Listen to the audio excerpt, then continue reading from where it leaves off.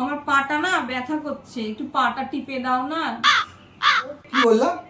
তোমার আমি পা টিপবো? এই তো তোমাদের ইগোতে লেগে গেল। এই নাও 500 টাকা সেন্ড করে দিলাম, এবার তো আমার পাটা টিপে দাও। কি 500 টাকা?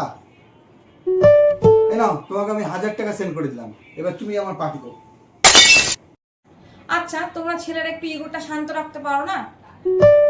এই নাও আমি তোমাকে 2000 টাকা সেন্ড করে দিলাম, এবার তো আমার অন্তত পাটা টেপো। 2000 টাকার জন্য আমি তোমার পা টিপে দেবো? দাঁড়াও।